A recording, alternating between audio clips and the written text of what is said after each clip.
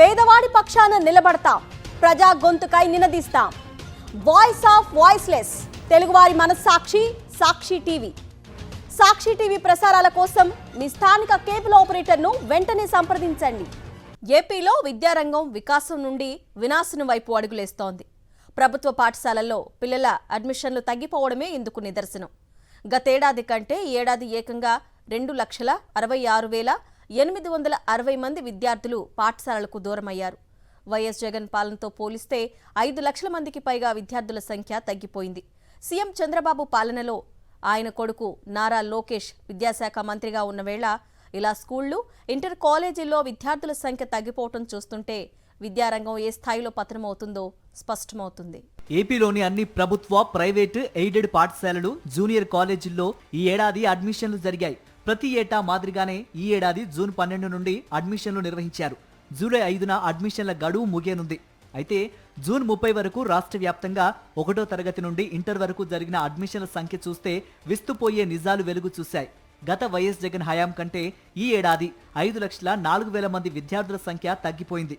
2023-24 విద్యా సంవత్సరంలో జూన్ 30 నాటికి ఏపీలోని 1 నుండి ఇంటర్ వరకు 81,08,406 మంది విద్యార్థులు అడ్మిషన్లు పొందారు. అదే చంద్రబాబు ప్రభుత్వం వచ్చాక మంత్రి నారా లోకేష్ విద్యాశాఖ మంత్రిగా బాధ్యతలు తీసుకున్నాక 2024-25 విద్యా సంవత్సరంలో అదే జూన్ 30 నాటికి 78,69,714 మంది మాత్రమే విద్యార్థులు అడ్మిషన్లు పొందారు. అంటే గత ఏడాది సుమారు 1,40,000 మంది విద్యార్థుల సంఖ్య తగ్గింది. ఈ విద్యా సంవత్సరం జూన్ 30 నాటి లెక్కలు చూస్తే తగ్గిపోయిన వారి సంఖ్య రెట్టింపు కావడం ఆందోళన కలిగిస్తోంది. ఈ విద్యా సంవత్సరంలో 76,02,854కి అడ్మిషన్ల సంఖ్య తగ్గిపోయింది. అడ్మిషన్ల సంఖ్య 1వ తరగతిలోనే అత్యధికంగా తగ్గిపోయింది.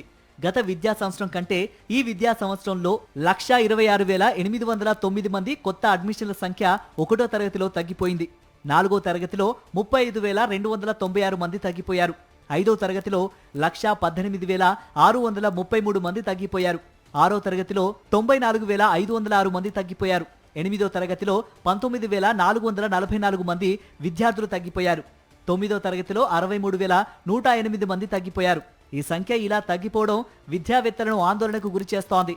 అదే 2023-24తో పోలిస్తే ఏకంగా 5,04,000 మంది విద్యార్థుల సంఖ్య తగ్గిపోయింది. వైఎస్ జగన్ ప్రభుత్వం తర్వాత కూటమి పాలన వచ్చాక సీఎం చంద్రబాబు పాలనలో ఇలా విద్యార్థుల సంఖ్య 5,04,000 తగ్గిపోవడం ఆందోళన కలిగిస్తోంది. ఇలాంటి పరిస్థితుల్లో ప్రస్తుత చంద్రబాబు ప్రభుత్వం పాఠశాలల్ని మోడల్ స్కూళ్లలో విలీనం పేరుతో మూసేస్తోంది. వేల సంఖ్యలో పాఠశాలలు మూసివేయడంతో ఇప్పటికే విద్యార్థులు, తల్లిదండ్రులు రోడ్డెక్కి ఆందోళన చేస్తున్నారు.